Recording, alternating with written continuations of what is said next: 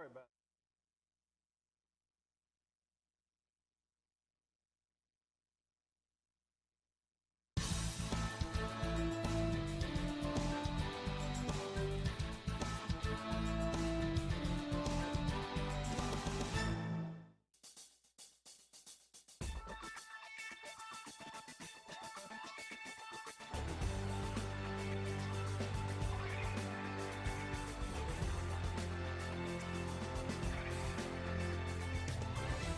Ladies and gentlemen, let's get ready to rumble!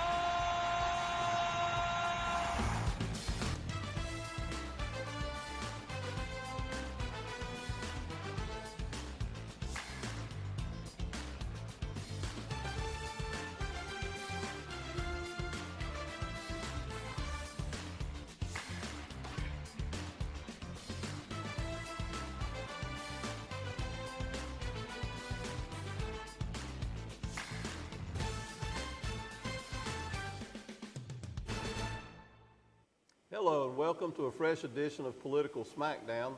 We have all the regular crew here today. We have Wes Westmoreland, Betsy Wells, and Andy Dedman. And I'm your host, Mike Philbeck. And we have a birthday boy this week, don't we, Andy? Monday, and it'll be some anniversary of your 39th birthday. Yes, it will. August 19th is my birthday. I share it with Bill Clinton. Okay, well, happy birthday a couple days in advance from Thank you. I us. appreciate that. And Betsy's decked out for Halloween. Oh, no, I'm not. What do you mean? I think she's getting geared up for a I am. convention. I don't know, it's sort of scary. We're taping this show on August 16th, and on August 19th, Betsy will be a delegate at the Democratic National Convention in Chicago. Congratulations, Thank Betsy. you. Thank you. Take Looking your hard forward hat to with it. you because you might All need right, it. after a couple or 3 weeks of talking mostly about all the shenanigans that have gone on in Washington with the presidential candidates and races, we're going to come home to Cleveland County and start in Kings Mountain with an issue that happened at the end of July.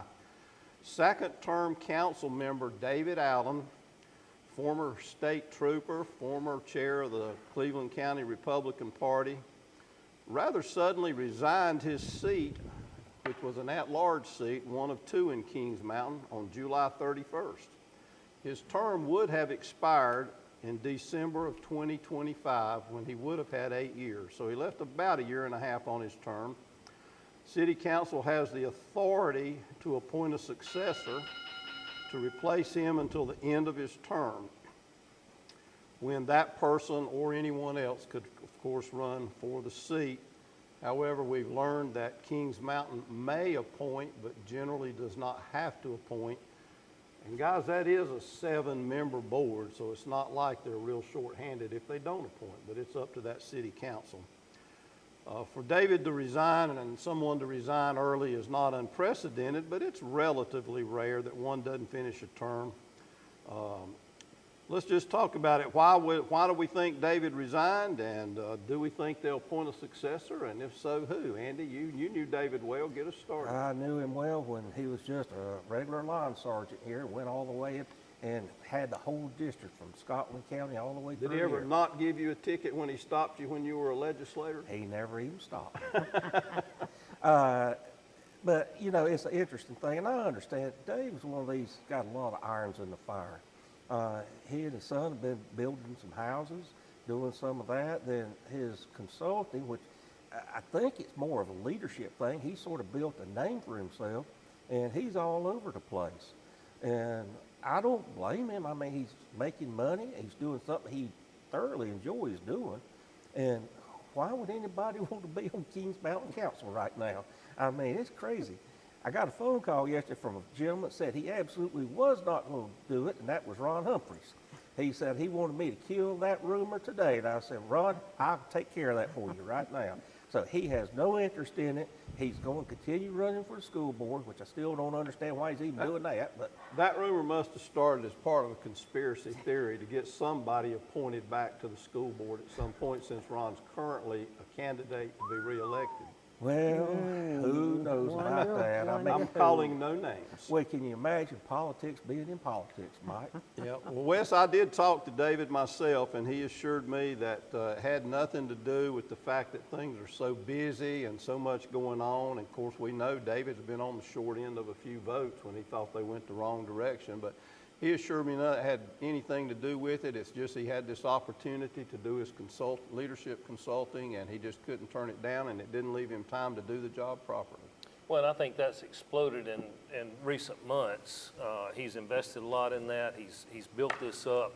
He's certainly got the life experience to be a tremendous consultant and leadership speaker. I saw yesterday, as we're recording Friday, he was in Arkansas. So he's all over the country doing this. I think the loss is the Kings Mountain. I think Dave filled that seat well. He brought a great amount of insight to it. And, you know, we've got two big issues. What's going on with the casino, which I don't have a handle on as far as Kings Mountain's concerned, and the issues at the lake, which the city council has agreed to relook at some of their things, but nothing's happened. And Dave was one of those voices, along with several other members, who have recognized that probably needs to be reconsidered. So I don't know how that impacts it. And of course, Mike, if they don't hire a replacement, then you've got, or appoint a replacement, you've got a potential 3-3 vote with the mayor voting the tiebreaker. So this certainly could change dynamics over the next year for the city of Kings Mountain, with some pretty big issues coming before them, I think.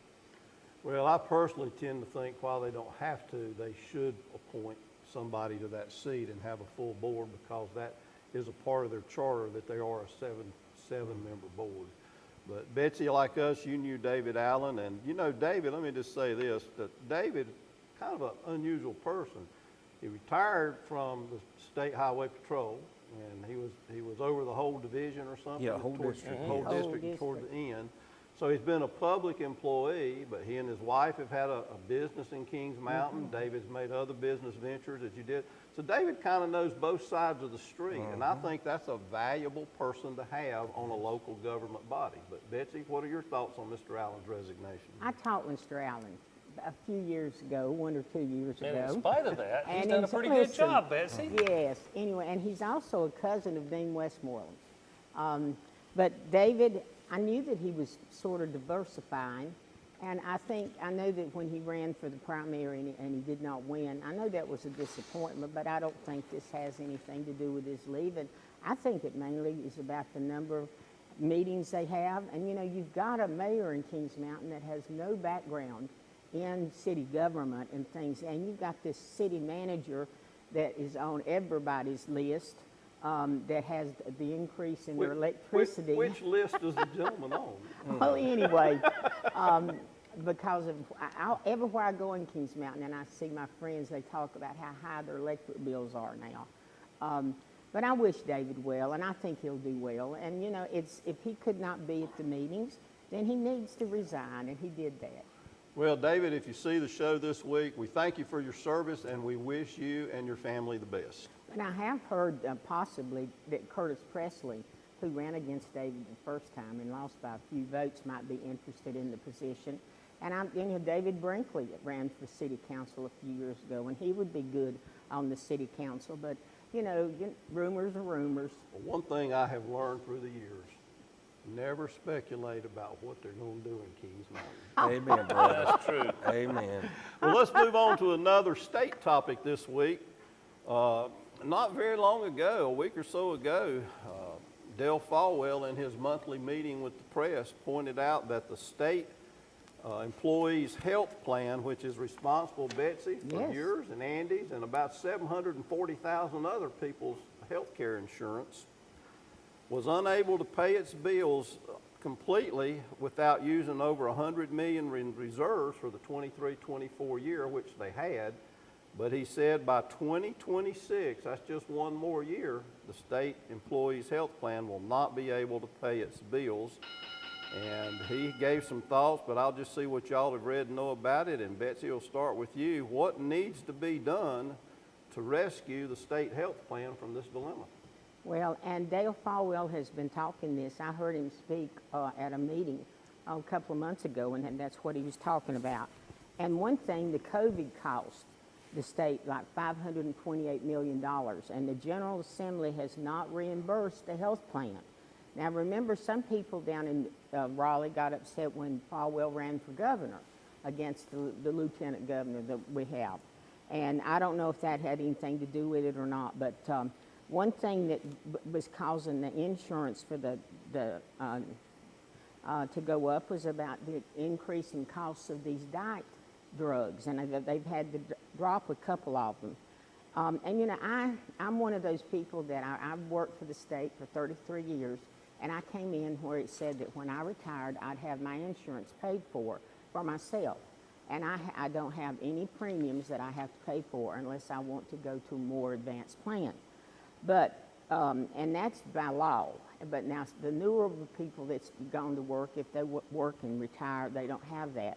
So he has, I think you know, Janet Cowell, one of the past treasurers, had been more advanced into trying to invest in more. He had been so very conservative in his investments. But I just think that, you know, when you start throwing out $439 million and $824 million, that's a lot of money. Those are the projected losses That is for 25 and 26. Of course, with the announcement yesterday from the President Biden that there's 10 drugs that's going to be under, that they're going to be able to cap, like they did insulin prices, but that will not come into effect until 26. But that will help the state health plan when that comes into effect. All right, well, Wes, until 2021, you could work for the state 5 years full-time and have health insurance for life, and those hired after that can't. But part of the problem has to be that they have overpromised something that probably they shouldn't, but nonetheless, somehow it's going to have to get funded at some point. Well, I agree. The biggest problem was overpromising. The next biggest problem is the government, the federal government, particularly being involved in health care. That's driven prices through the roof. We see the same thing in higher education. It's just made it unrealistic. And so we've got to figure out how to do it. I don't think there's any question. The General Assembly did fund a portion of it. They didn't fully reimburse it. I think that's going to have to be done. Betsy, promises were made to you and tens of thousands of others, and those promises should be kept. There's no question. Thank goodness the General Assembly realized it's not practical to continue to do that and has a different insurance policy for those going into the workforce now. But Mike, you know, business, we can't fund somebody's health insurance for the rest of their life. It just can't be done. Yeah, that was a promise made for a long time, and I guess it's coming home to haunt us, Andy. Andy, how would you solve the problem? Well, this has been going on since I was down there, Mike. It's been an ongoing thing for decades. And nobody will go and really try to get their arms around this. I've always thought the drug formulary was in a mess anyway. In fact, one of the last meetings I had, I invited all these people in. I got a little conference room, and I said, well, a few people show up. My goodness, the people that showed up. We had everybody from every lobby for every drug company. I had the chief budget writer there. I had the pro tem of the House in there, and they were all just so enthralled because they thought this was an issue that means something to people. And it's something that needs to be done, and that's always been the issue, is what to cover. I've always felt like we needed to have some higher co-pays than what we do. Now, and Betsy mentioned about the Wegovy and something that they've gone, and this is where I have a problem. They go from paying it to nothing. And study after study after study has been done on these drugs that has reduced cardiac problems, reduced high blood pressure. I mean, it's really been a good diabetes, but they now won't cover it all, which I think would be a cheaper way. But if you want to have bariatric surgery, they'll pay for every bit of that. But why not go ahead and do something and hit it off at the beginning? And it seems like, Mike, that's always a mistake. We always want to spend a dollar when a dime will fix something. And I think that this is the only time I really have a disagreement with Treasurer Falwell. I think he has been a wonderful steward of the people's money, and fighting with Atrium and all the other large, humongous, and use a weird name, not-for-profit. Well, I would take a little bit of that not-for-profit for me if I could do something like that when your CEO's making tens of millions of dollars. Well, we know it's a problem that is brewing, and the next state treasurer is going to have to deal with it along with future general assemblies in the next 2 or 3 years. And Falwell has tried hard to get it under control, but he hasn't. So when we come back, we're going to talk about a couple of the Council of State races that are statewide and important races that you may not have thought about. So hang around and we'll be right back.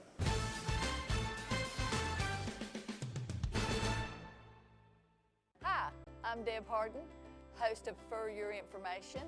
The goal of our show is to educate and entertain you about all things pets throughout Cleveland County. We have various guests joining me each month to talk about dogs, cats, pigs, whatever kind of pets you can think of. Also each month, we will be joined by some furry friends looking for their forever homes. For your information each month, right here on C19 TV and online at www.c19.tv.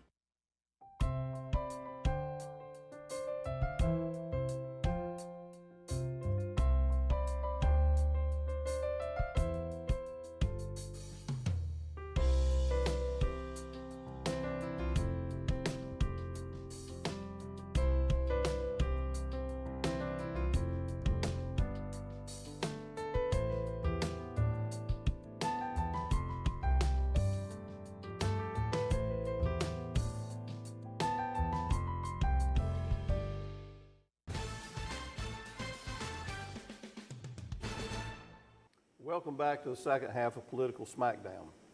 So in North Carolina, we have 10 Council of State races that are statewide, and they're pretty evenly divided the last few cycles. I think there are 6 Republicans and 4 Democrats currently on the Council of State. And they start with the governor, lieutenant governor, and there are several more, but the 2 we're going to focus on today, and I don't think we have time to do it a couple of weeks. We're going to focus on the state auditor's race. The state auditor is a very important position. The state auditor audits state agencies, local government agencies, anything related to North Carolina government for which the state is ultimately responsible. And they point out problems and turn things over to DAs when necessary if they find criminal things done. And we lost our longtime state auditor, Beth Wood, who was bipartisanly applauded for being an excellent auditor before her resignation last year. So when she resigned, Governor Cooper appointed a former member, not a member, a deputy commissioner of the Industrial Commission and a former Wake County resident, Jessica Holmes. She's currently the state auditor and is running against Dave Bolick, the Republican candidate, and there you see their pictures. I happen to sort of know Ms. Holmes because she serves on the local government commission that I do for the state, and so I have seen her in action for the last 6 or 7 or 8 months since she came on. So how would these 2 folks differ? I don't know that auditor ought to be partisan, but it is. But Wes, get us started. How do you think these 2 would differ, and what will determine the race? And I will say that in the only poll I've seen, Carolina Journal, Briner, August the 4th and 5th, is 40%, and she's at 35, but that leaves, Bolick is at 40, and she's at 35. But there's a lot undecided, so that doesn't mean a lot yet. There is, and the reality, as we know, people tend to stop voting after they hit president and governor. So a lot of these down ticket races, people don't pay attention to, they don't know, but Mike, as you mentioned, the auditor, and we're going to talk about treasurer in a minute, are so important. It's interesting that Beth Woods, Democrat, has endorsed Mr. Bolick in this race, but I agree. This is largely nonpartisan. Beth Woods is a Democrat, and I have supported her in the past. I think the world of her and the job that she did. I do think some differences are the way the two have at least suggested they're going to approach the job.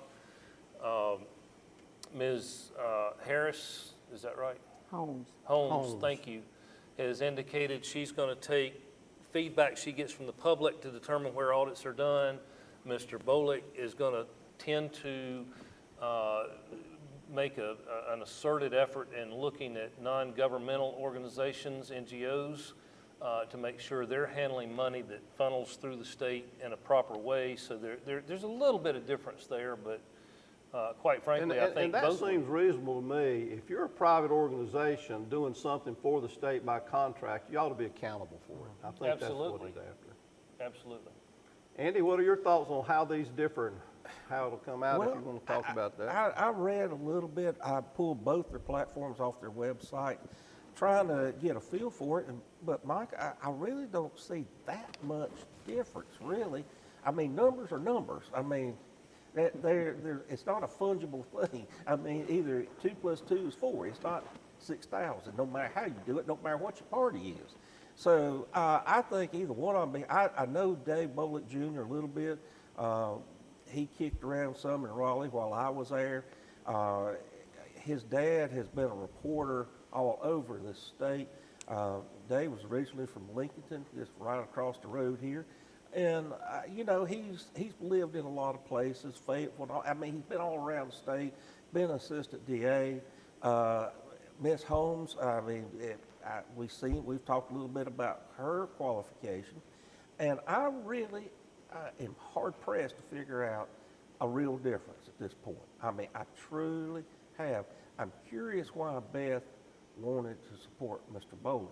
That was an interesting thing, but I understand she's busy with her new career as with Jack Cox and Tail drivers, so we'll probably be at a fairground near us soon. One of the things Bolick's going to do, something people are frustrated with, he's going to target the Department of Motor Vehicles and take a hard look at the contracts they have that Wes alluded to. But I mean, you know what a problem NCDMV has been in parts of the state. So do you see any differences in them that you can discern? A comment about the motor vehicles. You know who's the head of it is Wayne Goodwin, our former chair of the Democratic Party. And in moving on, I do know Jessica Holmes very well. I knew her when she worked as a lawyer and for NCAE, and then when she came up in a very poor circumstance, and she's done well for herself. She ran for the commission in Wake County, and then she became the chairwoman of the commissioners. So she does have background in city and county government, and she is the first woman of color that's ever been on the Council of State. She had, even though she's not got a background as an auditor, but neither does Mr. Bolick, by the fact that she has been in that position for these number of months, I think that my feeling is that Jessica Holmes knows more about what she's doing. Well, we'll see how this one turns out, and we may talk more about it as we learn more. But let's turn to State Treasurer. Dale Falwell is not running for re-election. He ran for governor instead and did not win the primary. On a runoff, Brad Briner, this one was a runoff? But anyway, Brad Briner won the Republican nomination, and Wesley Harris is the Democrat, and there their pictures are. Andy, how would these two differ from each other? You can see a few differences in this, and how would they both differ from Treasurer Falwell? Well, they're both in agreement. They feel like that Falwell has been way too conservative. The state retirement fund holds more U.S. treasuries and notes than any other thing, which you just face it, you're not going to make much on that. And they felt like he should have looked more into, not what I would say speculative, but some other solid stocks and investments could be around. I can't help but agree with them on that. I mean, you can be too conservative with some of this, and I understand it's other people's retirement, and I get that because I got some of that. But you've got to have somewhere where at least you're going to keep up with inflation, at least. Yeah, they both think that we have too strong a cash position earning fixed rates. Mm-hmm. which is what Harlan Boyles wanted and Yep. what Dale Falwell has followed. Yep. And of course, for a lot of his terms, Falwell was hampered by low interest rates. Yep. Now, it's come back some from that side. If you're a debtor, you don't want higher rates, but if you're an investor, you want it. So, but they both do want a less big cash position and more in securities. I just have to inject, it's a whole lot easier to keep up with inflation when the Biden-Harris administration doesn't drive inflation up 20% over 2 years. And inflation is down. get it. Under 3%. For 1 month it is, and for But the it's last down. 12, but it's averaged over 6 since Biden's been there. Just. All right, hang what do you think about hang this loose. race, Betsy? I don't know Mr. Briner, so I went to the website and I saw that he's a conservative Republican, an investment professional. And then he has his profits, not woke politics, on his website right there. And I thought, what is a treasurer going to have to do with that? And of course, I really think that the treasurer needs to be non-political, or at least try not to be political. I just don't. I know Wesley Harris. He came over and he spoke to our Democratic Party back during the primary. He's from Charlotte. He has a PhD in economics. And of course, he says he'll do right by state employees. And he talks about reliable benefits and to protect the bond rating and planning for tomorrow. And I think Mr. Briner did get appointed on a committee, a debt affordability advisory committee, but he's an investor.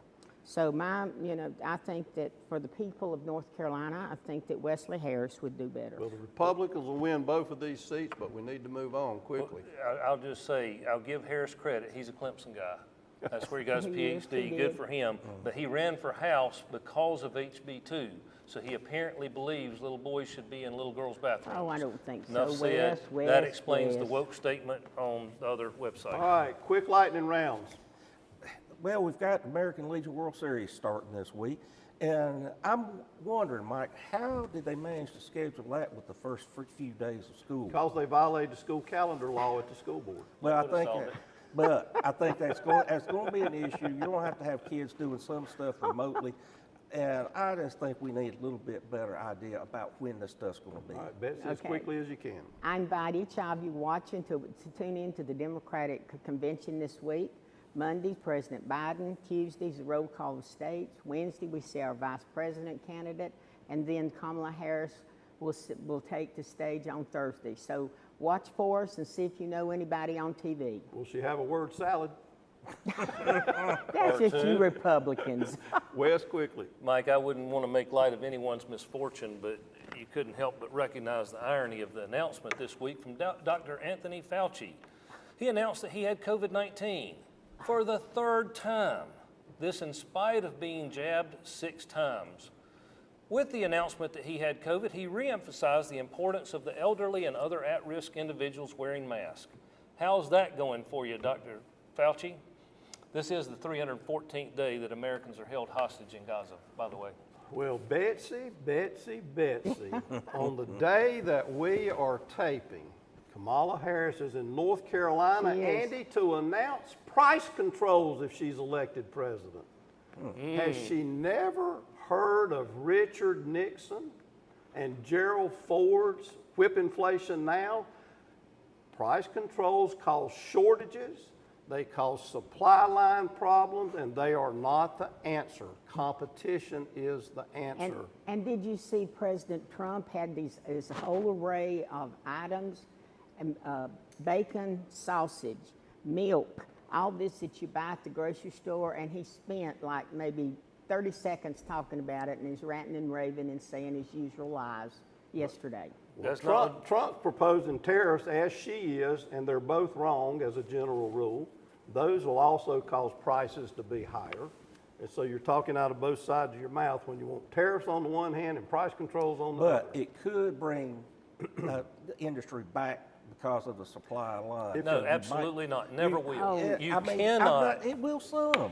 If Japan charges us a tariff to send a Chevrolet, we can charge them the same to send it here. But beyond that, you're just messing up your supply lines, I think. And costing people more money. Well, anyway, watch for Kamala. She thinks price controls are the answer. God help her. Come back and join us again next week for Political Smackdown.